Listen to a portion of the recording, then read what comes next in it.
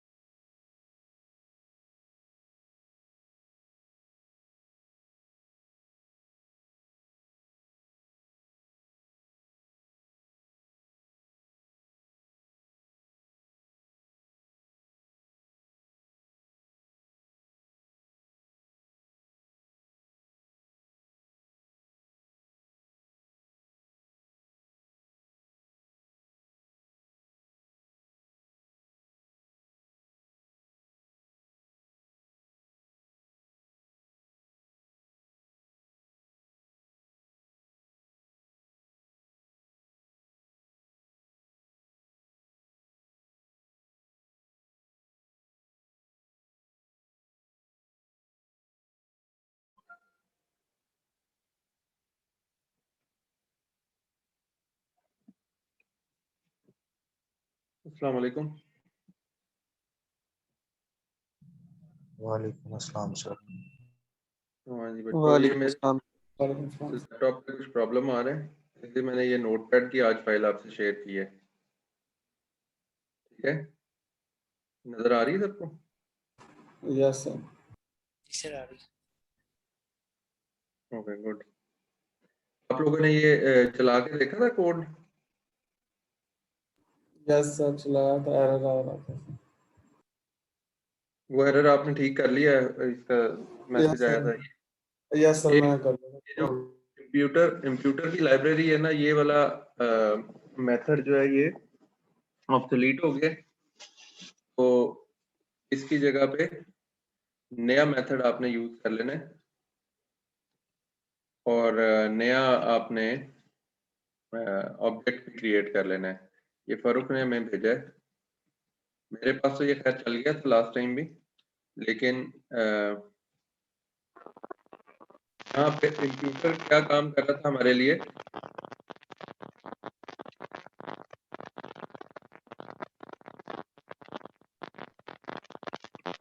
ये जो कंप्यूटर है, कंप्यूटर काम कर रहा था कि हमने वैल्यूज हैं उनको, मिसिंग वैल्यूज को फिल करना है।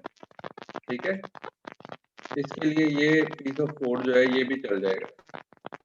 ये जो अब नई क्लास इस मकसद के लिए बनाई गई है उसका नाम क्या है? Simple imputer. हमने क्या यूज की थी? कंप्यूटर। ये वाली इंप्यूटर। कंप्यूटर।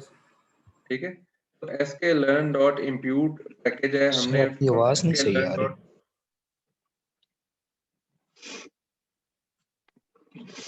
ये भी आ रही है बात? यस जी सर अब ठीक हुई है। अच्छा, तो sklearn डॉट प्री प्रोसेसिंग से हमने इंप्यूटर पहले इंपोर्ट किया था। ठीक है, इंप्यूटर की क्लास। अब हमने क्या किया, sklearn डॉट impute से सिंपल इंप्यूटर क्लास इंपोर्ट कर ली है। सिंपल इंप्यूटर का हमने एक ऑब्जेक्ट बना दिया है, ये कंस्ट्रक्टर उसका कॉल हो रहा है। और अगेन जो तीन चीजें हमारी थ्योरेटिकली, इसमें कोई चेंज नहीं है। मतलब ये समझें कि उसका एक अपग्रेडेड वर्जन है, जो रिफाइंड वर्जन, जिस तरह लाइब्रेरीज अपडेट होती रहती हैं उस तरह की चीज है। हमने पहले भी क्या किया था कि मिसिंग वैल्यूज में से जो नॉट नंबर हैं उनको मीन की स्ट्रेटजी यूज करके कॉलम वाइज फिल कर दें। यही तीन चीजें बता रही थी ना हमें।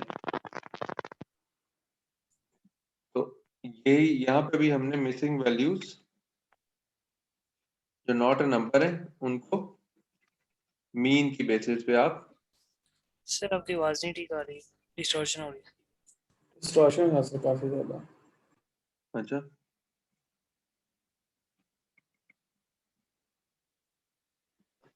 वो किसी और का माइक अनम्यूट था, उसमें से आ रही थी।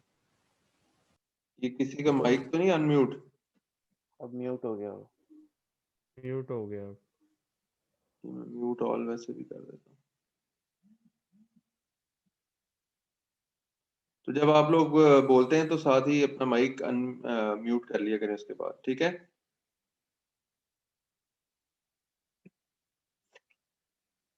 तो ये जो हमारा था ये एज इट इज तीन चीजें जो थी उनमें से अब दो चीजें इसमें इस्तेमाल हो रही हैं।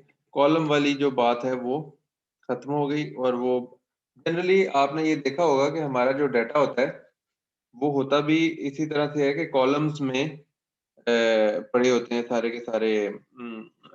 एक कॉलम एक फीचर या एक कैरेक्टरिस्टिक को कैप्चर कर रहा होता है, रो वाइज अमूमन नहीं पड़ा होता। तो डाटा का हमारा फॉर्मेट ही यही होता है। तो ये जो एक पैरामीटर था एक्सेस वाला, ये अब नई लाइब्रेरी में मिसिंग है। और as a matter of fact हम देखेंगे कि ये 100% एक्सेस इज इक्वल टू 0 ही चलता होगा। तो चूंकि वो एक्सेस इक्वल टू 0 ही चलता है, स्टैंडर्ड फॉर्मेट ही डाटा को रखने का वही है, तो वो आप निकाल भी दें तो वो रिडंडेंट ही बन गया ना एक वे। तो अब ये वाला जो कोड है, पीस ऑफ कोड, ये भी एग्जैक्टली वही काम कर रहा है। तो थ्योरेटिकली स्पीकिंग हम एवरेज से रिप्लेस कर रहे हैं मिसिंग वैल्यूज को, नंबर्स के एवरेज कैलकुलेट कर।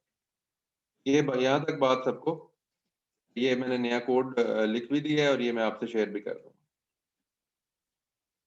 अच्छा, उसके बाद ये है कि हमने क्या करना होता है, हमने नेक्स्ट स्टेप जो हमारा प्री प्रोसेसिंग के अंदर है, अगर हम इसको शुरू से जाके देखें तो हम कहते हैं कि डाटा लें, लाइब्रेरीज इंपोर्ट करें, डाटा सेट को फिल कर लें, एक ऑब्जेक्ट में कैप्चर कर लें, फिर मिसिंग डाटा को हैंडल करें। तो ये मिसिंग डाटा को हैंडल तक जो करने वाली चीज़ है, ये हमने लास्ट लेक्चर में कर ली थी।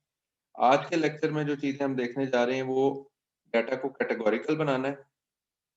कैटेगोरिकल से मुराद क्या है कि उसको नंबर्स की फॉर्म में हम कन्वर्ट कर लें। कैटेगरीज भी उसकी जिस तरह से अगर है जिस तरह कंट्रीज से फ्रांस, स्पेन और फॉर एग्जांपल जर्मनी, तो फ्रांस, स्पेन और जर्मनी कैटेगरीज तो हैं, लेकिन उनको 1 2 3 में अगर हम कन्वर्ट कर दें तो वो और ज्यादा नंबर्स की फॉर्म में जब चीज होती है तो जो पैटर्न और हर चीज फाइंड करनी है वो मशीन लर्निंग एल्गोरिथम्स के लिए निस्बतन आसान हो जाती है। हम एक ये देखेंगे कि कैटेगोरिकल बनाने के लिए इसको करना क्या है। क्या लाइब्रेरीज अवेलेबल है हमारे पास जो कि डाटा को न्यूमेरिक फॉर्म में, कैटेगोरिकल फॉर्म में तो वो समहाउ है ही, लेकिन उसको न्यूमेरिक कैटेगोरिकल फॉर्म में कन्वर्ट कर दें। और इसके डिफरेंट वेरिएंट्स क्या हैं, ये भी एक दो वेरिएंट्स इसके हम यूजफुल वो देखेंगे और उनके प्रोज एंड कॉन्स। फिर उसके बाद नेक्स्ट जो चीज होती है वो हमने जिस तरह पहला थ्योरेटिकल लेक्चर जो हमने कंप्लीट किया था वो 500 प्लस स्लाइड्स का, उसमें हमने देखा था कि डाटा को ट्रेनिंग और टेस्ट में हमने स्प्लिट करना होता है। एक पोर्शन ऑफ डाटा से हम ट्रेन कर रहे होते हैं और फिर बाकी के पोर्शन ऑफ डाटा से हम टेस्ट कर रहे होते हैं। तो जनरली हम 70 to 80% डाटा जो है वो ट्रेनिंग में यूज कर रहे होते हैं और बाकी का टेस्टिंग में। और उसके बाद फीचर स्केलिंग और डाटा प्रोसेसिंग होती है। फीचर स्केलिंग क्या चीज थी कि हमने फीचर्स को एक रेंज के अंदर लेके आना है, मतलब सारे के सारे 0 और 1 की रेंज में हो, कोई भी ओवरवेलमिंग वैल्यूज कैरी ना कर रहा। और last thing was data processing के अब हम उसको डाटा को फर्दर प्रोसेस कर रहे हैं। ये प्री प्रोसेसिंग की जो पूरी चीजें हैं, इनमें से आज हम पहली चीज स्टार्ट करते हैं, वो क्या थी, मेक द डाटा कैटेगोरिकल। अब हम अपने पीस ऑफ कोड में उस जगह आते हैं जहाँ पे हम कैटेगोरिकल बनाने की इसको कोशिश कर रहे हैं। तो इसमें हमने क्या किया है कि हमने sklearn dot pre processing library जो है हमारी, उससे हमने दो क्लासेस इंपोर्ट कर ली, एक लेबल एनकोडर और एक वन हॉट एनकोडर।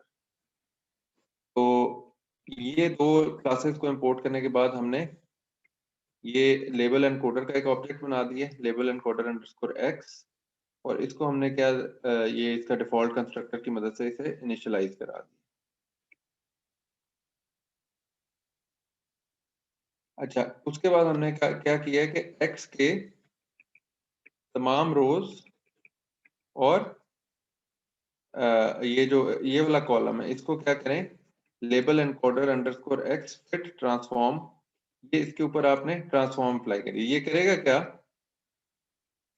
कंट्रीज को 1 2 3 असाइन कर देगा। पहले क्या था हमारे पास, अगर आपको वो डाटा याद है पिछला जो हमने यूज किया था, उसमें कंट्री के कॉलम में क्या लिखा हुआ था, France, Spain, Germany. France, Spain और जर्मनी। जर्मनी। जो और वो था भी कौन सा, पहला कॉलम, ऐसा ही था। Yes sir. ये भी यही कर रहा है इस वक्त, ये कह रहा है कि पहले कॉलम को, ये जो ये बता रहा है कि पहले कॉलम को की तमाम रोज, ठीक है, ये अब आपको ये चीज समझ आ गई है ना, यस सर। बाय ये रोज और डिफॉल्ट कॉलम की जो जी सर। डिस्ट्रीब्यूशन है, ये कोलन, जी सर। कोलन का मतलब क्या होता है, सर तमाम की तमाम तमाम रो जी रोज, सर, और से कॉमा के बाद जो आता है वो कॉलम्स की बात। इसको कॉलम। आप ऐसा करें कि इसको आप ट्रांसफॉर्म कर दें। ये ट्रांसफॉर्मेशन क्या करेगी कि जब आप ये स्टेटमेंट चलाएंगे तो ये उसको फ्रांस, जर्मनी और स्पेन को 1 2 और 3 से रिप्लेस कर देगी। जनरली ये क्या करती है, अल्फाबेटिकल ऑर्डर में उसको कन्वर्ट कर देती है, ठीक है। तो इनमें से अगर हम देखें तो फ्रांस, जर्मनी और स्पेन में से फ्रांस को 1 असाइन हो जाएगा, जर्मनी को 2 और स्पेन को 3। तो इस तरह से 1 2 और 3 असाइन हो जाएगा। अमूमन हम इस तरह से करके और काम अपना चला लेते हैं और वी मूव ऑन। लेकिन एक और पर्सपेक्टिव भी है इस चीज का। कुछ केसेस में हम इस चीज से कंसर्न भी हो जाते हैं। हम ये कहते हैं कि 1 2 3 का मतलब है कि 1 कम है, 2 से ज्यादा है और 3 उससे भी ज्यादा है। तो जब 1 2 और 3 में हम इस तरह की चीज मतलब इसको ऑर्डिनल के फॉर्म में हम अंडरस्टैंड करने की उस पर चले जाएं तो फिर ये चीज डिफरेंट हो जाती है। तो ये कोई अच्छी बात नहीं होगी कि हम ये कहें कि 1 जो है वो, या दूसरे केस में फर्स्ट सेकंड और थर्ड को अगर आप देखें तो फर्स्ट अच्छा, सेकंड उससे कम और थर्ड उससे कम। तो कंट्री कोई भी हो वो उसके बारे में न्यूट्रल परसेप्शन होनी चाहिए, वहां पे रैंकिंग का ऐसा कोई कॉन्सेप्ट नहीं होना चाहिए। 1 2 3 में ऑर्डिनलिटी का एक इम्प्रेशन स्टिल एग्जिस्ट करता है। इसको दूर करने के लिए क्या चीज यूज होती है, उसे कहते हैं one hot encoding. One hot encoding के बारे में आप लोग जानते हैं? Yes, sir. No, sir. वो सर वन हॉट एनकोडिंग ये चीज होती है कि हम इस तरह से कर लेते हैं कि हम हमारी जितनी डिस्टिंक्ट वैल्यूज है ना, जिस तरह फ्रांस है तो फ्रांस, जर्मनी, स्पेन, तीनों कंट्रीज आ गए। अब हमारे पास ये डाटा पड़ा हुआ है सारा, ये मुख्तलिफ रोज हैं, ठीक है। इस रो में कंट्री जो था वो क्या था, फ्रांस, ठीक है। तो हम यहाँ पे 1 लिख देंगे और इन दोनों की जगह पे 0। यहाँ पे कंट्री था स्पेन, तो यहाँ पे हम इस जगह पे 1 लिख देंगे और इन दोनों जगह पे 0। यहाँ पे कंट्री फिर स्पेन आ गया, तो फिर हम इस जगह पे 1 लिख देंगे और इन दोनों जगह पे 0। यहाँ पे से जर्मनी आ गया, तो अब हम क्या करेंगे, दरमियान वाले में 1 और इधर 0। ये वन हॉट एनकोडिंग है। मुश्किल के आसान? Son. इसमें हो ये रहा है कि ये जो कॉलम था इसको हमने इसकी वन हॉट एनकोडिंग करनी है। ये कॉलम का नाम था जी कंट्री। तो ये करेगा ये कि कंट्री की तमाम डिस्टिंक्ट वैल्यूज जितनी भी हैं, ठीक है, इसके अंदर इस वक्त 3 है, उतने एक्स्ट्रा कॉलम्स बना देगा। अगर 10 कंट्रीज होते तो कितने कॉलम्स बनाता? 10 column. 10 कॉलम्स। 3 है तो इसने 3 कॉलम्स बना दिए। अब इनमें से जो भी वैल्यू यहाँ पे एग्जिस्ट कर रही है उस जगह पे ये 1 कर देता है, बाकी सब की जगहों पे 0 कर देता है। इस चीज का नाम क्या है, वन हॉट एनकोडिंग। तो ये 2 तरीके हैं। एक में हम क्या कह रहे थे, हम कह रहे थे फ्रांस, जर्मनी और स्पेन। हम कह रहे थे फ्रांस को 1, जर्मनी को 2, स्पेन को 3। तो जहां फ्रांस था उसकी जगह पे 1, स्पेन की जगह पे 3, स्पेन की जगह पे 3, जर्मनी की जगह पे 2। इसमें ये कॉलम एक और दूसरे कॉलम से न्यूमेरिक वैल्यू से रिप्लेस हो रहा था। ये चीज अभी हमने करके देखी, ठीक है, ये वाली। और दूसरा जो हमारा वो जो है मेथड, वो ये वाला है। इसको क्या कहते हैं, वन हॉट एनकोडिंग। इसमें से इसका मतलब है इस पूरे पोर्शन में से एक बिट ऑन होगी। इसका जो ये जो वन हॉट एनकोडिंग की टर्मिनोलॉजी है, ये क्या बता रही होती है कि जितनी भी पॉसिबल चीजें हैं इनमें से एक बिट हॉट या ऑन होगी, बाकी सारी कोल्ड होंगी या ऑफ होंगी। क्लियर? Yes, sir. इस चीज से जो हमारा इंप्रेशन बन रहा था कि 1 कम है, 3 ज्यादा है, 2 दरमियान में करके है, कहीं जो ऑर्डिनलिटी आ रही थी, तो यहाँ पे आके चूंकि सारा 1 1 और 0 0 की फॉर्म में है, तो ये वाला वो प्रॉब्लम जो कि ऑर्डर का अगर कोई इंप्रेशन इस पे क्रिएट हो सकता था वो खत्म हो गया, वो नहीं हो रहा। जहाँ बहुत ज्यादा डिस्टिंक्ट वैल्यूज हों फिर वहां पे ये चीज का इशू क्या आ जाता है कि बहुत ही ज्यादा कॉलम्स एडिशनल बन जाएंगे और उनमें से कोई एक 1 हुआ करेगा, स्पार्सिटी बहुत ज्यादा आ जाएगी। समझ आ रही है इस बात की Yes, sir. कि अगर 100 सारे के सारे दुनिया के कंट्रीज आ जाए तो 200 से कंट्रीज हैं अगर, तो 200 कॉलम्स आ जाएंगे और उनमें से एक में 1 लिखा होगा, बाकी 199 में 0 लिखा होगा। तो ये इस नोयत की चीज बन जाएगी। सर अगर बहुत ज़्यादा डिस्टिंक्ट किस्म की कंट्रीज आ जाएं तो हम ड्रॉप ना करने बेहतर है वो कॉलम। असल में ड्रॉप करना भी एक पॉसिबिलिटी है, वो आगे चल के हम उसके बारे में बात करेंगे। वो चीज क्या होती है, उसको कहते हैं डायमेंशनल रिडक्शन। डेटा माइनिंग वाले स्टूडेंट्स ने इस चीज को पढ़ा होगा, और जो जिन बच्चों ने नहीं पढ़ा हुआ उनके लिए हम पूरा इस टॉपिक को डिस्कस भी इंशाल्लाह करेंगे। डायमेंशनल रिडक्शन में ये होता है कि हम ये देखते हैं कि कौन से फीचर्स जो हैं वो हमारे लिए अनइम्पॉर्टेंट हैं डिसीजन मेकिंग में। तो जो फीचर्स कोई खास मदद नहीं दे रहे, उनको फिर हम ड्रॉप कर देते हैं। तो उसके लिए एक, अगर वो फीचर अच्छा इंपॉर्टेंट है, तो फिर आप ऐसा करें कि बजाय वन हॉट एनकोडिंग के आप ये ऑर्डिनल वाली ही एनकोडिंग कर लें। अगर वो इस तरह बहुत ज्यादा नंबर आ रहे हैं, तो फिर उसकी एक ऑल्टरनेट पॉसिबिलिटी ये है कि आप इसी पे रहें, आप उधर जाएं ही ना वन हॉट एनकोडिंग की तरफ, और देखें कि वो डिसीजन को बहुत ज्यादा अफेक्ट तो नहीं कर रही है चीज। अगर ये चीज डिसीजन मेकिंग को, या क्लासिफिकेशन हो रही है, रिग्रेशन हो रही है, जो कुछ भी हो रहा है, उसको बहुत ज्यादा अफेक्ट नहीं कर रही ये 1 2 3 4 वाली ordering, just go for this thing. फिर कोई जरूरत नहीं है वन हॉट एनकोडिंग की तरफ जाने की। दूसरा ये है कि डायमेंशन रिडक्शन में क्या चीज होती है कि ऐसे एट्रीब्यूट्स जो कि डिसीजन मेकिंग में कोई बहुत ज्यादा यूजफुल नहीं है, उन एट्रीब्यूट्स को हम ड्रॉप कर देते हैं। उनको आइडेंटिफाई करने का एक अपना स्टैटिस्टिकल तरीका है, वो जब हम उस टॉपिक पे पहुंचेंगे तो उस वक्त हम देखेंगे। ठीक हो गया? Good good comment.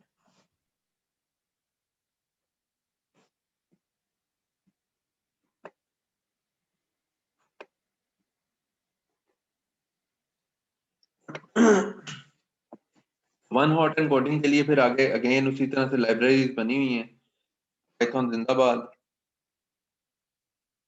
तो ये जो हमने वन हॉट एनकोडर और ये लेबल एनकोडर 2 क्लासेस इंपोर्ट की थी, तो उसमें से लेबल एनकोडर से हम क्या कर सकते हैं, 1 2 3 वाली चीज कर सकते हैं। वन हॉट एनकोडर का हमने ये ऑब्जेक्ट बना दिया, is equal one hot encoder categorical features 0, ये 0th कॉलम अगेन हमने ले लिया, और इसको हमने क्या किया कि इसको x is equal to one hot encoder dot fit underscore transform x to array. तो उसकी जितनी भी, अब ये वाली जो लाइन ऑफ कोड है, ये क्या करती है कि जितने भी डिस्टिंक्ट वैल्यूज हैं उनके हिसाब से उसको वो एडिशनल कॉलम्स जो उसने ऐड करने हैं वो कर देता है। तो वेरिएबल x जो है, आपने ये देखा था ना कि हमने लास्ट टाइम जो वेरिएबल x है इसके अंदर डाटा इंपोर्ट किया था, ये याद है ना? Yes sir. x के अंदर हमने डाटा जब रीड किया था तो x के अंदर इंपोर्ट किया था, और y के अंदर हमने वो जो वैल्यूज थी परचेज किया उसने या नहीं किया, वो चीज जो है वो हमने y के अंदर रखी थी। ये बात याद है आपको? Yes sir. Yes sir. x और y जो दो वेरिएबल्स हैं हमारे, ये वही वाले चलते आ रहे हैं। अब हमने वन हॉट एनकोडर के अंदर क्या किया कि x के अंदर मजीद कॉलम्स ऐड कर दो, इस लाइन से हम ये चीज कर रहे हैं। और फिर लेबल एनकोडर को यूज करो अगेन, और लेबल एनकोडर के बेस पे उसके फिट कर दो y के ऊपर भी जो है वो ट्रांसफॉर्मेशन कर दो।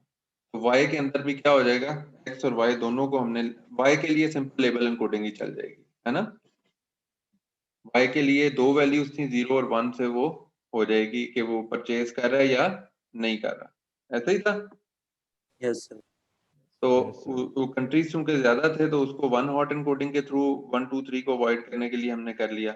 लेकिन जो y था, वेरिएबल y, वो था कि वो परचेज करेगा या नहीं करेगा, वो 0 और 1 की फॉर्म में हो सकती है, तो उसको सिंपल लेबल एनकोडर के थ्रू ही हम हैंडल कर सकते हैं। बिल्कुल जैसे अभी हमने ऊपर x के लिए किया था, वैसे ही simple label encoding, one hot की जरूरत नहीं है। ये यहाँ पे जाके जब आप प्रिंट x करेंगे तो वो क्या चीज प्रिंट होगी, वो कुछ इस तरह की चीज प्रिंट होगी कि एक जो हमारा, अगर हम देखें कॉलम उस कॉलम में था कंट्री, एज, सैलरी और परचेज, 4 थे। अब क्या चीज प्रिंट होगी? शायद कंट्रीज वाला कॉलम जो है वो 3 कॉलम स्प्लिट हो जाए। कंट्री वाला कॉलम जो है वो 3 कॉलम पे आ जाएगा, फ्रांस, स्पेन, जर्मनी, और उसके बाद एट्रीब्यूट क्या था अगला? एज और सैलरी, फिर एज, सैलरी, ये एक्स बन जाएगा। अब ये एक्स वेरिएबल जो है वो हमारा इस तरह का बन जाएगा। तो से पहला कॉलम जो था उसमें स्पेन था, तो ये 1 हो जाएगा। पहली रो में अगर स्पेन था तो ये दोनों 0 हो जाएंगे। और जो ये इसकी एज से 41 थी और सैलरी इसकी 75,000 थी, तो ये इस तरह की चीज बन जाएगी। ठीक हो गया? एक्स में हमने इतना पोर्शन कैप्चर किया हुआ। परचेज या नॉट परचेज वाला जो पोर्शन है वो किसमें है? Variable Y. वाई में से तो ये जो फीचर्स होते हैं ये हमारे हम एक्स में रखते हैं, और जो हमारे से क्लासिफिकेशन हमने करनी होती है या जो जिस चीज को कैलकुलेट करना होता है वो हम वेरिएबल वाई में रखते हैं। ठीक हो गया? जब आप इसको प्रिंट करेंगे तो ये इसी फॉर्म में आपको नजर आएगा।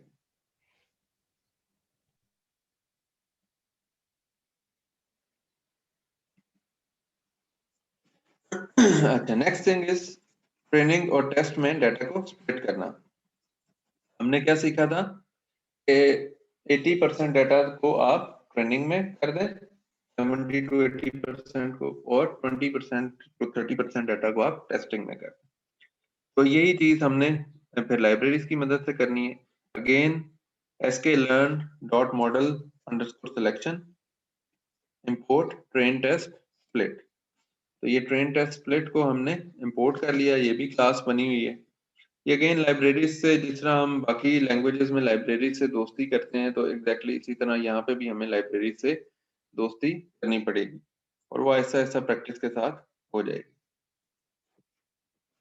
X train x test, y train y test, ये 4 चीजें हमने बना दी, और ये 4 चीजें हम standard through out the course इस्तेमाल करेंगे। सही है? यस तो सर। ये भी जो हम बात कर रहे थे इसकी डाटा के उसकी एक्स में क्या होता है और वाई में क्या होता है, तो वही चीज जो है ये आपको अंडरस्टैंड भी करनी है कि हमारे पास ये पूरा डाटा है। इस डाटा के अंदर ये वो कॉलम है जो कि हमने आखिरी कॉलम, जिसमें या तो क्लासिफिकेशन हो रही है यस नो वाली, या फिर इसके अंदर क्या हो रहा है, कोई वैल्यू प्रिडिक्ट हो रही है कि इसकी वैल्यू एक्चुअली है क्या। तो ये वो प्रिडिक्शन, वैल्यू प्रिडिक्शन का चीज हो रही है या क्लासिफिकेशन की चीज हो रही है, तो इस कॉलम को हम अलग कर लेते हैं, और ये जो बाकी का सारा पोर्शन है ये वाला सारा हमारा एक साइड पे आ जाता है। ये तो होगी कॉलम वाइज डिवीजन। एक और डिवीजन जो हम इस वक्त जो बात कर रहे हैं वो हम किस चीज की बात कर रहे हैं? इस चीज कि ये वाला सारा पोर्शन जो है डाटा का, ये किसके लिए इस्तेमाल होगा? ट्रेनिंग। ट्रेनिंग के लिए। ठीक है? और नीचे वाला पोर्शन जो है ये किसके लिए इस्तेमाल होगा? टेस्टिंग के। टेस्टिंग के लिए। अब आपको इसके अंदर से कितने पोर्शंस नजर आ गए? अगर ये हम पूरी ब्लू लाइन को अगर हम और रेड लाइन को कंसिडर करें, हमारे पास जो पोर्शंस बन रहे हैं वो कितने बन रहे हैं? 4। 4। ये चारों पोर्शंस आपको नजर आ रहे हैं? Yes sir. इसको क्या कहेंगे? इन चारों वेरिएबल्स के ऊपर अगर मैं इनको मैप करूं तो ये क्या बनेगा? X underscore train.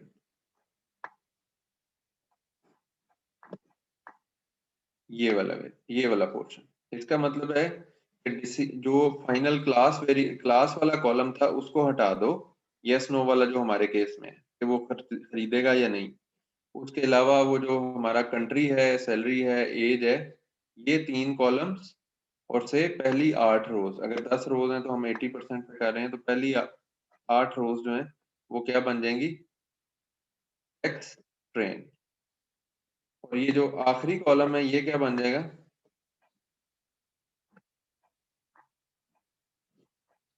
X test.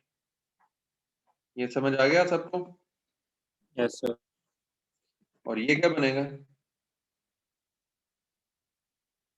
नीचे वाला? X test. ये वाई ट्रेन, ये वाई ट्रेन,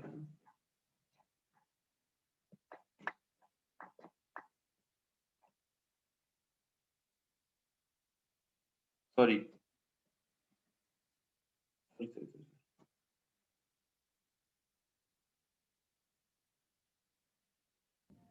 सर जी ये वाई ट्रेन ही बनेगा?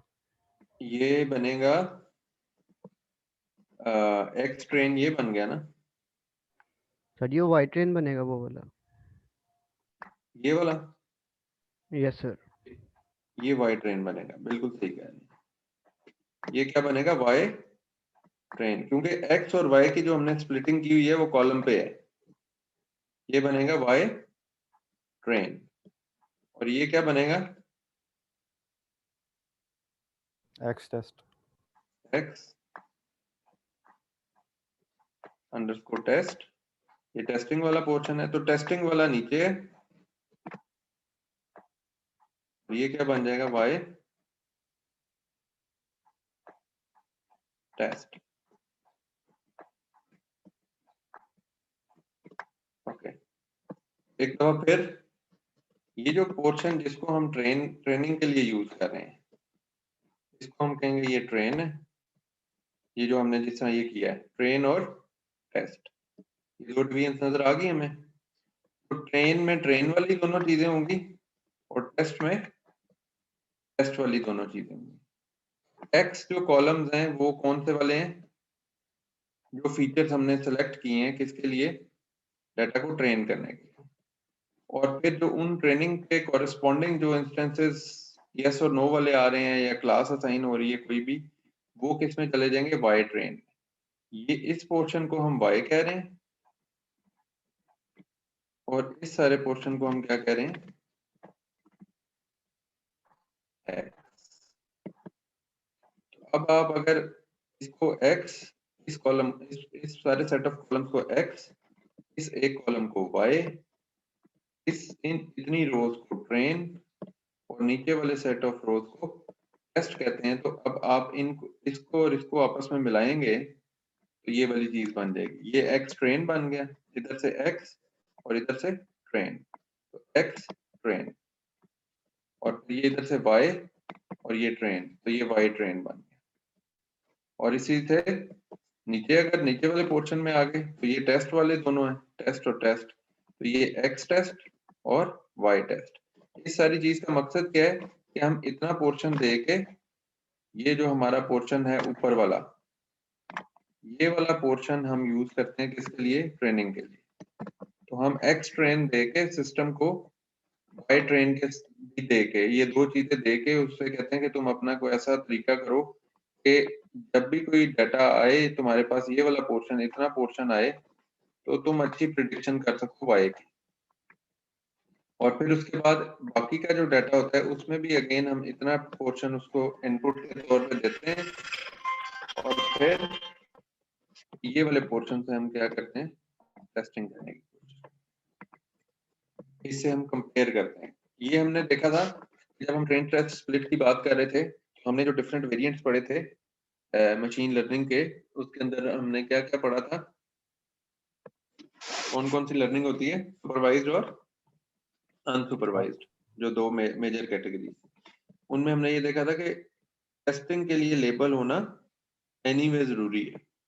तो टेस्टिंग डाटा हमें हमेशा पता होना चाहिए कि टेस्ट हम किस पे, जो हमें पता होगा कि इसका एक्चुअल आंसर क्या है, तो हम उसको मशीन के आंसर से कंपेयर करेंगे ना। या इस सारी डायग्राम में किसी को कोई सवाल है तो पूछ लें।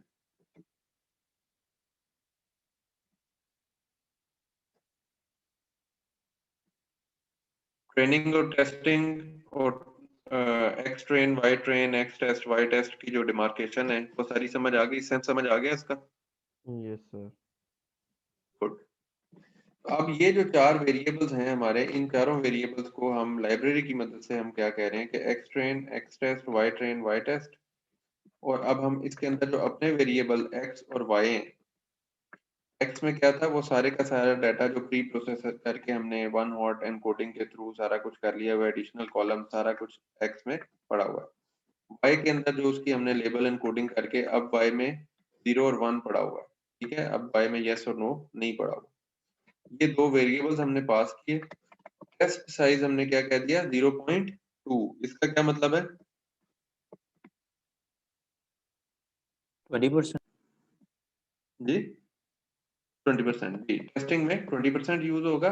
और इस उसका क्या मतलब है इंटर्न कि ट्रेनिंग में कितना यूज हो रहा है? 80%। 80%। 80%। ठीक है, तो हम टेस्टिंग का प्रोपोर्शन दे देते हैं। और random state is equal to 0। इसका मतलब क्या है कि हम रैंडमली कोई से 8 रोज उठा लेंगे, अगर 10 हैं तो, जो कि ट्रेनिंग में चली जाएंगी, और 2 रोज किस में चली जाएंगी, टेस्टिंग। अगर 1000 हैं तो 800 चली जाएंगी किस में, ट्रेनिंग में, और 200 चली जाएंगी टेस्टिंग। ये 80-20 की यहाँ पे हम डिस्ट्रीब्यूशन कर रहे हैं ट्रेनिंग और टेस्टिंग के।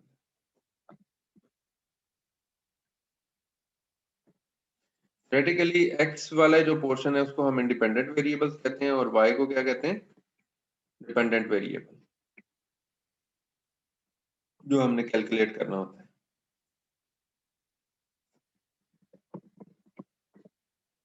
दूसरी चीज क्या होती है, एक चीज होती है रैंडम सैम्पलिंग, और एक क्या होती है स्ट्रेटिफाइड सैम्पलिंग। ये हमने पढ़ी थी, याद है किसी को?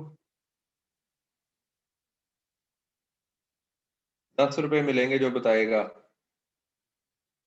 बगैर गूगल किए। लेकिन अरकम, क्या डिफरेंस पड़ा था हमने? रैंडम एंड स्ट्रेटिफाइड में हम्म।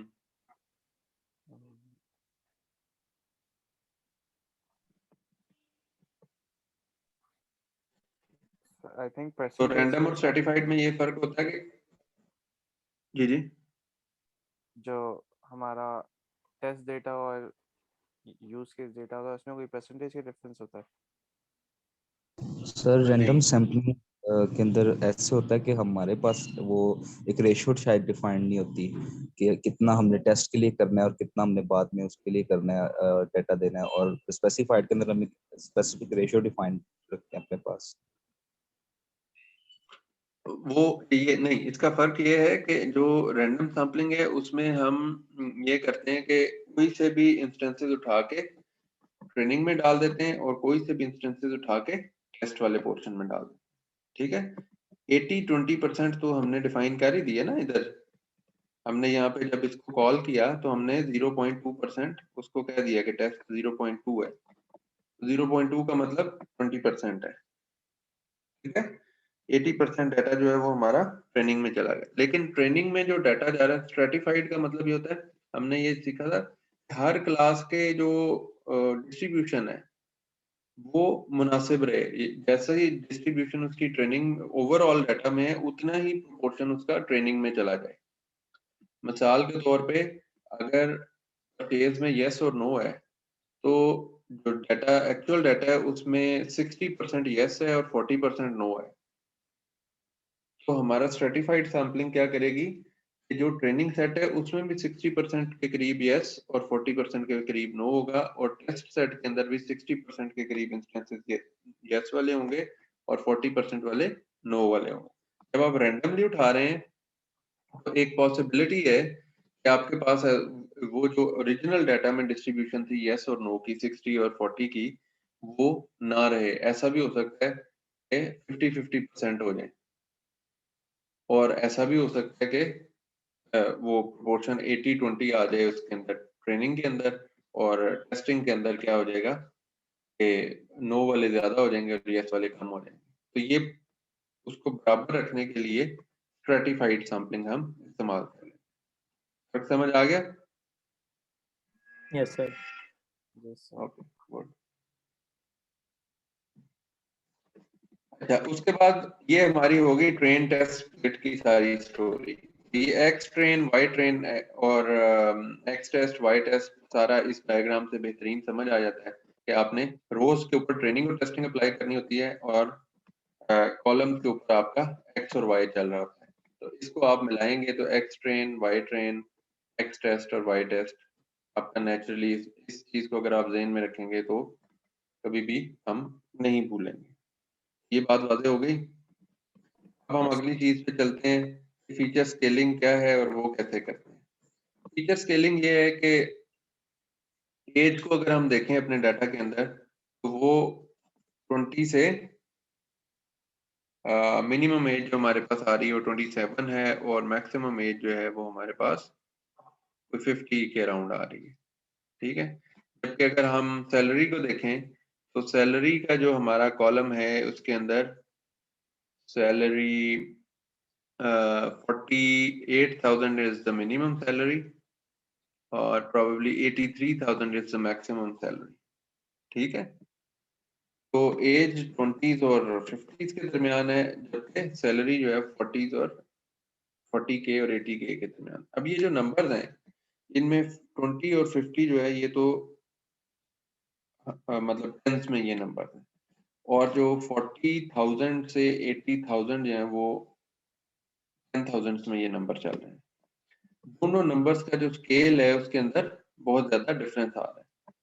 जब आप इनको एज इट इज हम सिस्टम को देते हैं कैलकुलेशन के लिए तो क्या होता है कि उसके कॉरस्पॉन्डिंग हमें ये नजर आता है कि जो सैलरी है वो ड्राइविंग फैक्टर बन जाता है, कि सैलरी की बेस पे डिसीजन होने शुरू हो जाते हैं। एज वो इन्फ्लुएंस नहीं रहता क्योंकि वो नंबर ही बड़ा छोटा है, तो और उसका जो डिफरेंस है और सैलरीज का डिफरेंस जो है वो काफी बड़ा बड़ा डिफरेंस आ रहा है। एक 28 और 32 वाले की एज डिफरेंस निकालेंगे तो वो सिर्फ 4 आएगा। 78,000 और से 48,000 का डिफरेंस निकालेंगे तो वो 30,000 आ जाएगा। तो ये डिफरेंसेस और जो उनकी जो वैल्यूज की जो रेंजेस हैं उनकी वजह से ये नजर आता है कि सैलरी जो है वो डोमिनेटिंग फैक्टर बन जाएगा डिसीजन मेकिंग का। इस चीज को अवॉइड करने के लिए हम क्या करते हैं कि हम स्केलिंग कर लेते हैं। ठीक हो गया, स्केलिंग का सेंस समझ आ गया? Yes sir. Yes sir. तो अगेन जो हमारी sklearn डॉट प्री प्रोसेसिंग है उससे हम इंपोर्ट करते हैं कौन सी क्लास, स्टैंडर्ड स्केलर। तो नाम जिस तरह के एक्टिविटी है उसी नोयत के उन्होंने क्लासेस के नाम भी रखे हैं, जिस तरह से कि हमने देखा। अभी अगर आप सारी चीजें देख लें तो क्लासेस के नाम जो हैं वो ये ट्रेन टेस्ट स्प्लिट में ट्रेन टेस्ट स्प्लिट ही उसका नाम है, लेबल एनकोडर में लेबल एनकोडर है, और इसी तरह स्केलिंग के लिए स्टैंडर्ड स्केलर है। इंप्यूटर के लिए भी आपने देखा कि वो इंप्यूटर ही है और अभी वो स्टैंडर्ड इंप्यूटर के नाम से आ गया। अभी हमने इसका एक ऑब्जेक्ट बना दिया स्टैंडर्ड स्केलर एक्स, और इसको क्योंकि स्केलिंग किसके ऊपर अप्लाई होनी है, वाई पे स्केलिंग अप्लाई करने की जरूरत है? No sir. वाई तो 0 और 1 की फॉर्म में एग्जिस्ट कर रहा है ना, यस सर। वाई में है 0 और 1, या वो खरीदेगा या नहीं। जो स्केलिंग है वो एक्स के वेरिएबल्स के अंदर अप्लाई करने की जरूरत है। तो ये क्या कह रहा है, S C underscore x standard scaler, और इस स्टैंडर्ड स्केलर को ये कह रहा है कि एक्स ट्रेन, जो एक्स ट्रेन का पोर्शन हमने लिया है उसके ऊपर आप S C underscore x dot fit transform, और फिट ट्रांसफॉर्म का मेथड जो है वो ऊपर भी हमने इस तरह के मेथड भी इस्तेमाल किए। फिट ट्रांसफॉर्म करें और ये क्या करेगा, इसकी स्केलिंग करना शुरू कर देगा एक्स ट्रेन की, और यही काम फिर हमें एक्स टेस्ट पे भी करना पड़ेगा। इस पोर्शन, ये जो नीचे वाला पोर्शन है टेस्टिंग वाला, इसको भी फिर हमें उसी के मुताबिक ही करना पड़ेगा। ये ना हो कि हम इसको कर लें 0 और 1 के दरमियान। सैलरीज जो है वो अब 40,000 से 80,000 की बजाय 0 और 1 की रेंज में आ गई, एज भी 20s और 50s की बजाय 0 और 1 की रेंज में आ गई, और इधर सैलरीज और जो एज है वो अपनी ओरिजिनल फॉर्म में रहेंगी तो गड़बड़ हो जाएगी। ट्रेनिंग किसी और हिसाब से हुई होगी और टेस्टिंग कोई और वैल्यूज सामने आएंगी, तो वो बिल्कुल ही मैच नहीं कर पाएंगे।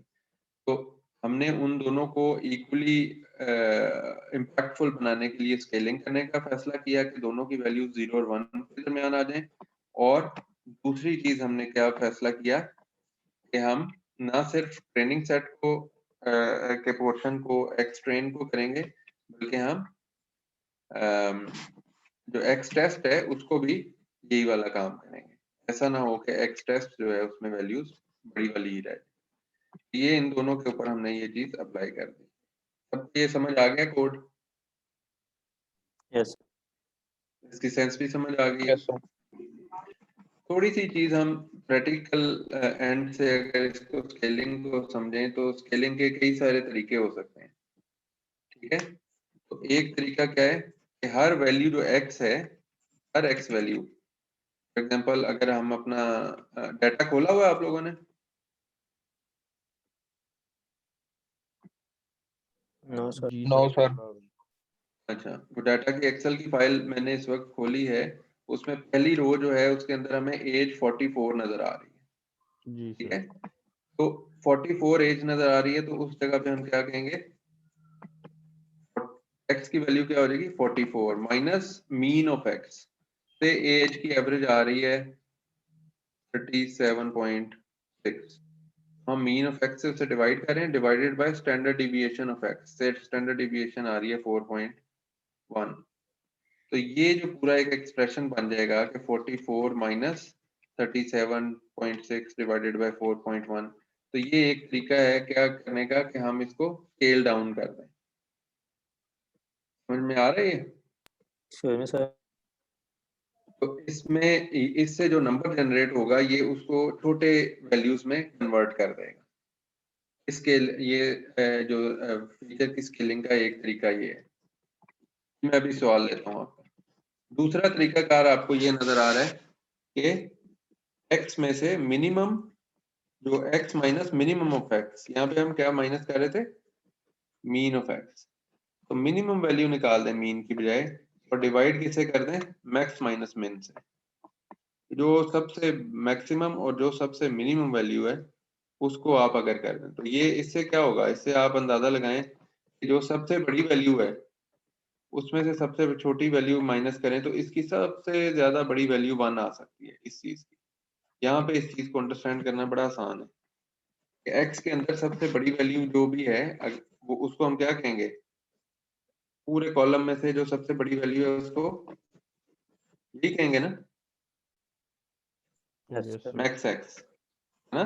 मैक्स इस जी सर। x की जगह जब बारी बारी सबने आना है ना, कभी 44 आ रहा है, कभी 52 आ रहा है, कभी 37 आ रहा है, कभी कुछ आ रहा है, ठीक हो गया। तो यस सर इसमें सबसे बड़ी वैल्यू कौन सी आएगी, जो मैक्स एक्स है। तो मैक्स एक्स माइनस मिन x divided by max x minus मिन एक्स। जो मैक्सिमम वैल्यू है उसके लिए ये मैक्स एक्स के लिए ये क्या रिटर्न करेगा 1, और मिन एक्स के लिए क्या रिटर्न करेगा, मिन जीरो एक्स माइनस मिन एक्स माइनस और डिवाइडेड बाय मैक्स माइनस मिन। नीचे वाला नॉन जीरो होगा, ऊपर वाला जीरो, तो ये क्या रिटर्न करेगा, सबसे छोटी वैल्यू को 0 कह रहे हैं और सबसे बड़ी वैल्यू को 1 कह रहे हैं, और उसके दरमियान ही कुछ ना कुछ आ रहा है। ये थोड़ा स्टैंडर्ड डिविएशन, क्योंकि कैलकुलेशन उतनी सादी नहीं है कि हम यहाँ पे ये चीज एंटिसिपेट करें कि ये 0 और 1 के दरमियान आ रहा है, लेकिन ये मोर लेस वैसा ही होता है। लेकिन यहाँ पे हमें बड़ा वाज़ेह तौर पे नजर आ रहा है कि ये 0 और 1 के दरमियान ही इसमें आ रहा है। बाकी वैल्यूज ऑब्वियसली मिन एक्स से बड़ी और मैक्स एक्स से छोटी होंगी, तो वो 0 और 1 के दरमियान अपने अपने हिसाब से मैप होती जाएंगी। तो इसका मतलब क्या हुआ कि हर कॉलम के लेवल पे अपनी ही जो डिवीजन है ये वाली, ये एनफोर्स हो रही है। ये नजर आ रहा है आपको, इनमें से मिन वैल्यू कौन सी है 27, ठीक है। तो 27 minus 27 divided by maximum value कौन सी है 50 माइनस 27। तो वो 27 माइनस 27 वैसे ही 0 हो गया, तो डिवाइड जिससे भी करेंगे 0 ही आ जाएगा। और मैक्सिमम कौन सी है 50, ठीक है। तो मैक्सिमम वैल्यू के लिए क्या आ जाएगा, मैक्स माइनस मिन का, तो 50 माइनस 27 डिवाइडेड बाय 50 माइनस 27, तो वो 1 आ जाएगा। इस तरह से ये हमारे पास फीचर स्केलिंग का जो तरीकाकार है ये अपनी जगह पे चलता है। इसके और भी मेथड्स एग्जिस्ट करते हैं ऑब्वियसली, लेकिन ये सिर्फ समझाने के लिए कि थ्योरेटिकली इस सारी चीज में है क्या, फीचर स्केलिंग का मकसद क्या है और ये की किस तरह से जाती है वो हमने देख लिया। अब हमारा ट्रेनिंग सर सेट जो भी लाइब्रेरीज ऑब्जेक्ट्स हमने यूज किए हैं सारे प्री डिफाइंड है ना इसमें पाइथन में? जी जी, सब प्री डिफाइंड है पाइथन। अब इस कोर्स में हम यही देखते जाएंगे ना कि जिस तरह अभी हमने ये प्रैक्टिकली इस चीज को अंडरस्टैंड किया है कि व्हाट इज फीचर स्केलिंग, यानी कि हमने यहाँ पे जो चीजें, मेरी कोशिश है आपको पढ़ाऊं, what is feature scaling, why is it important, how is it done theoretically, or how can we implement it in say Python। ठीक है, ये चार चीजें हमने हर जो ऊपर स्टेप्स हमने पढ़े ना 6-7 प्री प्रोसेसिंग के, उन sir. सारे स्टेप्स में मैंने ये चार चीजें कोशिश की है कि आपको बताऊं कि वो होता, ये चीज क्या होती है, किस लिए की जाती है, इसकी इंपॉर्टेंस क्या है, नहीं करेंगे तो फर्क क्या पड़ेगा, ठीक है, और प्रैक्टिकली इसके मेथड्स क्या क्या एग्जिस्ट करते हैं।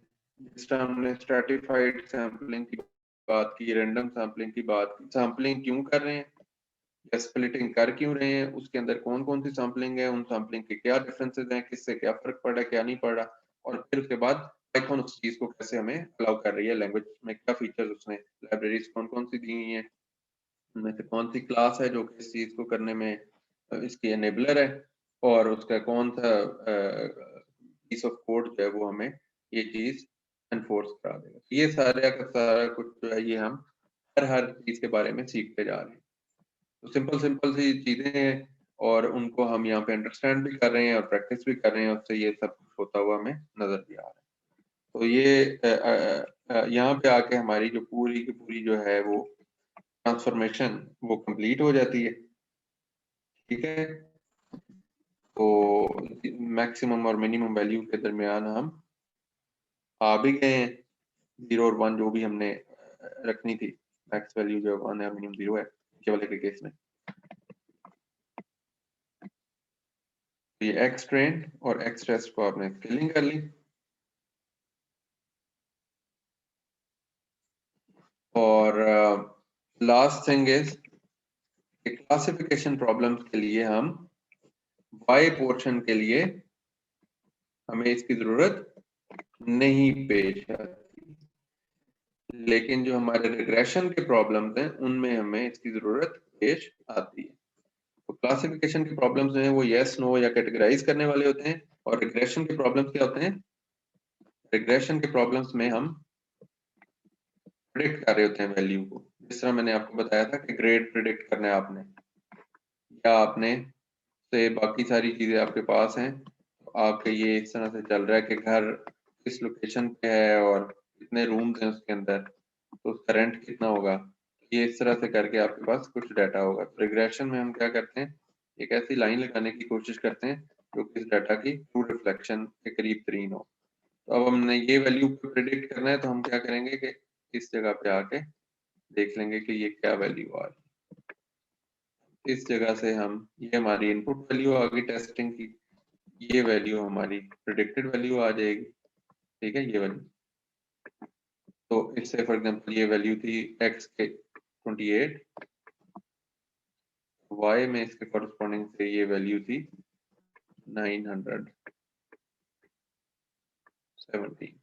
तो 917 हमारी प्रिडिक्टेड वैल्यू आ गई। तो वो एक्चुअल प्रिडिक्टेड वैल्यू से इसका डिफरेंस निकाल के हमें पता लग गया कि हम कितना गलत और कितना सही है।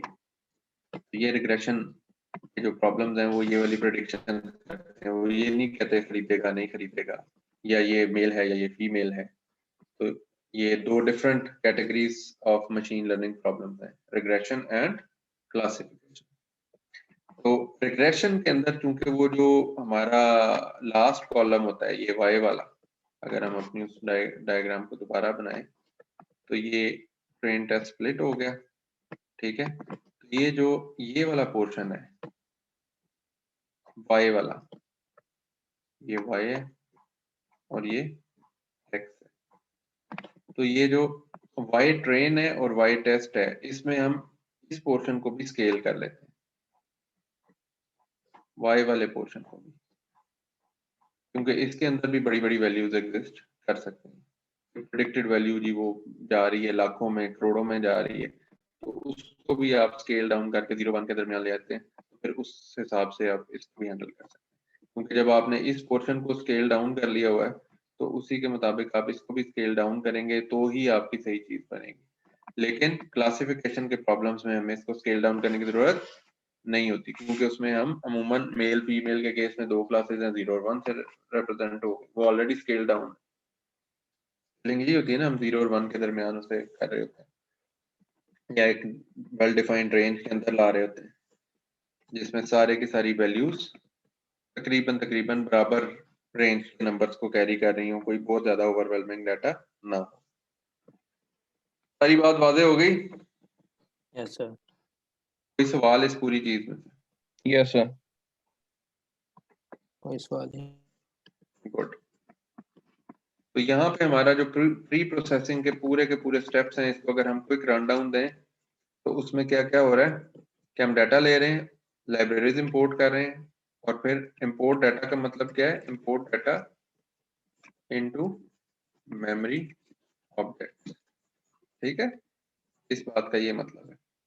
यहाँ पे जब हम इंपोर्ट डाउनलोड और गेट डाटा सेट कर रहे हैं, उसके बाद ये इंपोर्ट डाटा को हमने ऑब्जेक्ट्स के अंदर इंपोर्ट कर लिया, और मिसिंग डाटा को आपने हैंडल करना, ये एक पॉसिबिलिटी है। अगर ये हो तो if there is missing data, अगर ये नहीं है तो इस स्टेप को करने की जरूरत नहीं हो। ठीक हो गया। फिर make the data categorical, this is important कि आप डाटा को कैटेगोरिकल फॉर्म में कन्वर्ट करें। इसके लिए हमने क्या क्या कुछ पढ़ा, कैटेगोरिकल वैसे कर लें आप 1 2 3 में, या फिर 1 हॉट एनकोडिंग पढ़िए। फिर ट्रेन टेस्ट स्प्लिट, ये जो अभी आपको फिगर भी नजर आ रही है, x train x test y train y test. तो हमारा स्टैंडर्ड क्या होगा, कैपिटल एक्स से हम अपने ट्रेनिंग सेट को रिप्रेजेंट कर रहे हैं जो डाटा हमने लोड किया हुआ है, और स्मॉल वाई से हम जो है वो हमारा जो ये जो लास्ट कॉलम है लेबल वाला या प्रेडिक्शन वाला, उसको हम वाई से रिप्रेजेंट कर रहे हैं। तो ये हमारा स्टैंडर्ड तरीकाकार होगा through out the course. Excuse me sir. बाद ये फीचर स्केलिंग है जी सर, ये डाटा कैटेगोरिकल वही है ना 0 और 1 की फॉर्म? जी 0-1 की फॉर्म, वो जो अभी हमने मल्टीपल कॉलम्स बना लिए थे, 1 हॉट एंड कोडिंग वाला, या फिर उसका एक तरीका ये था ना कि स्पेन की जगह 1 और जर्मनी की जगह 2 और तीसरे कंट्री की जगह 2, दोनों में से जो भी आपने यूज करनी है, इसको हम और कर लेते हैं। ठीक है, जो भी आपने करना है, और ये ऑब्वियसली क्लासिफिकेशन के केस में इस तरह से होगा।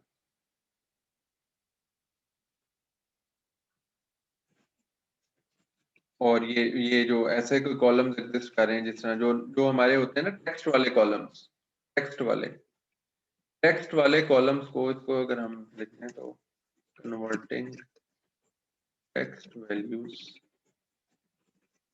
टू न्यूमेरिक, काइंड ऑफ इस तरह का काम कर रहा है। स्पेन जर्मनी को हटा के 1 2 3 करना है, या 1 हॉट एंड कोडिंग से उसे रिप्लेस करना है, वो हमारी अपनी मर्जी। Feature scaling, bringing all features values in comparable ranges। ठीक हो गया, से 0 to 1, सब के सब फीचर 0-1 की फॉर्म में आ गए। लाखों करोड़ों की सैलरियां जो है वो भी 0-1 में आ गई, और एज भी 0-1 में आ गई, और जो चीज पॉइंट्स में कोई फ्रैक्शनल वैल्यूज में चल रही है वो भी 0-1 में आ गई। इसका मतलब है किसी चीज को स्केल डाउन कर रहे हैं, सैलरी को स्केल डाउन कर रहे हैं, और जो फ्रैक्शनल चीजें थी उनको स्केल अप कर रहे हैं, ताकि वो 0 और 1 के दरमियान आ। ठीक हो गया। और next thing is good to go for data processing. अब करें जो करना है, क्लासिफिकेशन करनी है, क्या करना है वो अप्लाई करें। Clear? Yes, sir. Yes sir. Good.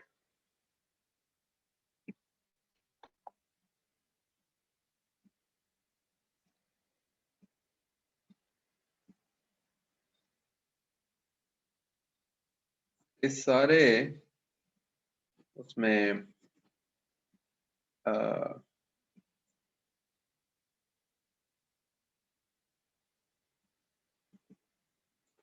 फिर ये जो प्रैक्टिशनर्स हैं उन्होंने क्या किया है, उन्होंने ना इस सारी चीज को एक टेम्पलेट में कन्वर्ट कर दिया।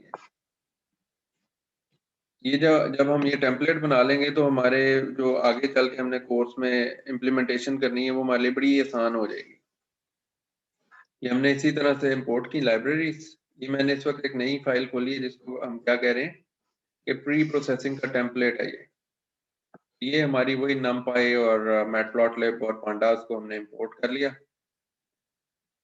हमने डाटा इंपोर्ट करना है, हमेशा हम x और y की फॉर्म में ही डाटा इंपोर्ट किया करेंगे। जो भी मैं आपसे जिक्र कर रहा था कि हमने कैपिटल X और स्मॉल y ये स्टैंडर्ड बना लेना है थ्रू आउट द कोर्स। आपको बहुत सारे एल्गोरिथम्स जो इंटरनेट से भी मिलेंगे वो भी इसी फॉर्म में मिलेंगे कि x कैपिटल X को देख के आपको पता लग जाएगा कि ये क्या है। डाटा जो है इसने जो पोर्शन है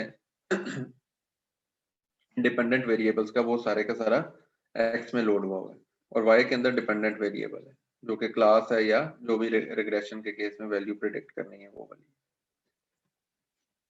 ज्यादा से ज्यादा क्या होगा, इस फाइल का नाम चेंज हो जाएगा। ठीक है, data.csv की बजाय आप कह देते हैं कि जी population.csv, आप कह देते हैं कि जी patients.csv, आप कह देते हैं students.csv। तो ये शायद इस चीज का नाम चेंज हो जाए।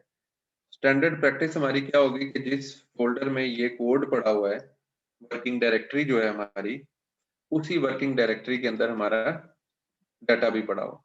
तो फिर ये यहाँ पे हमें कुछ भी चेंज करने की जरूरत नहीं है। दूसरी स्टैंडर्ड प्रैक्टिस हमारी क्या होगी कि जो लास्ट कॉलम है उसमें डिपेंडेंट वेरिएबल की वैल्यू पड़ी हुई है और उससे पहले पहले जितने भी कॉलम्स हैं वो सारे के सारे हमारे प्रिडिक्शन वाले या डाटा प्रोसेसिंग वाले एट्रीब्यूट्स हों। ये भी बात समझ आ गई सबको? Yes, sir. तो उसके लिए फिर इन दो लाइनों के अंदर कुछ भी चेंज करने की जरूरत नहीं। इनके अंदर सिर्फ ये चेंज करने की जरूरत होगी कि ये वाला जो कॉलम है, ये कॉलम 3, इस केस में ये 3 है, इसी में 10 कॉलम्स हैं तो फिर ये उस हिसाब से चेंज हो जाएगा। हमारे डाटा में कितने कॉलम्स है? 4। तो 4 के केस में इसको हम 3 कह रहे थे। ये आखिरी कॉलम है, जो भी आपका आखिरी कॉलम होगा उस हिसाब से आप ये वाली चीज जो है ये आप चेंज कर देंगे। ये it will not always be 3 और डाटा की फाइल का जो नाम है वो आप चेंज करेंगे। इसके अंदर इसकी x की सेहत पे कोई फर्क नहीं पड़ रहा। इसको हम टेम्पलेट कह रहे हैं कि हम ये इसी को यूज किया करेंगे हर एक में। प्रिंट स्प्लिट में हमने क्या किया, ये इसमें कोई चेंज करने की जरूरत है? No, sir. कुछ भी चेंज करने की नो जरूरत नहीं। No sir. जो डाटा लोड होगा उसको हमने, हाँ अगर हम कहते हैं कि डाटा बहुत ज्यादा है हमारे पास, हम ये कह सकते हैं कि 70% ट्रेनिंग डाटा भी काफी है। ठीक है, तो फिर यहाँ पे आप 0.3 कर दें। वो आपकी अपनी डिस्क्रिप्शन है कि आप 75 करना चाहते हैं, 70 करना चाहते हैं, जो भी करना चाहते हैं। वो परसेंटेज ऑफ टेस्ट डाटा जो है वो आप अपने हिसाब से चेंज करना चाहते हैं तो कर लें। ये पूरी आपकी जो है ना एक सिंपल सी से अगर मिसिंग वैल्यूज आपकी ऐसा एग्जिस्ट नहीं कर रही हैं, फीचर की स्केलिंग की आपको ऐसा जरूरत नहीं है, तो आप मतलब ये वो चीजें जो पॉसिबली की जाती हैं, ये वाली चीजें डाटा को कैटेगोरिकल बनाना, ट्रेन टेस्ट स्प्लिट में से कन्वर्ट करना, ये जो है फीचर स्केलिंग करना, ये वाली चीजें समटाइम्स हम करते हैं और समटाइम्स नहीं करते। मिसिंग वैल्यूज को हैंडल करना, हो सकता है हमारे पास मिसिंग वैल्यूज हो ही ना, तो उस सूरत में हमें इसकी जरूरत नहीं पड़ेगी। जो उसका एक मिनिमम पॉसिबल सेट बनता है वो ये वाला बनता है कि हम डाटा लोड करें, लोड करने के बाद ट्रेन टेस्ट वाले हिसाब से ये x में x वाली वैल्यूज लें, y में y वाली वैल्यूज। ये x इसका मतलब है, मैं लिख भी देता हूँ, x contains independent variables और y contains dependent variable। ठीक हो गया, x और y की हमने स्प्लिटिंग कर दी, उसके बाद ट्रेन टेस्ट स्प्लिट है और उसके बाद गुड टू गो। अब हमने जो भी क्लासिफिकेशन अप्लाई करनी है तो क्लासिफिकेशन अप्लाई करें, रिग्रेशन अप्लाई करनी है तो रिग्रेशन अप्लाई करें। विद दिस हमारा जो प्री प्रोसेसिंग का टॉपिक है उसके थ्योरेटिकल कॉन्सेप्ट्स, उसकी रीजनिंग और उसकी इम्प्लीमेंटेशन, ये सारा कुछ हमारा कंप्लीट हो जाता है। तो आपने अपना जो भी पाइथन या ये जो है कोई भी और स्पाइडर या कुछ भी आपने लिया हुआ है, आप उसकी बेस पे आईडी की बेस पे इसको चलाएं और प्रैक्टिस करें। जो नया कोड है कंप्यूटर का वो भी मैंने इसमें डाल दिया है, थैंक्स टू सर ये फाइल शेयर कर दूं? जी मैं सारी फाइलें आपसे शेयर कर देता हूँ। तो आपने प्रैक्टिस कर रखी है पहले जो कुछ भी आपने किया है हमने अभी तक? जी सर की हुई है। Yes sir. हाँ, इसको साथ साथ आपने करते जाना है। हम घोल के पी रहे हैं सारी मशीन लर्निंग इस वक्त। जी सर जी सर। इससे ज्यादा नहीं घोली जा सकती। हजम नहीं हो रही सर बस। बस साथ साथ हजम तभी होगी ना जब आप भी कोई हरकत करेंगे, वॉक शॉक करें ना साथ हमारे। हर के मैजल पी लेते हैं सर साथ। हाँ कोई तरीका करें।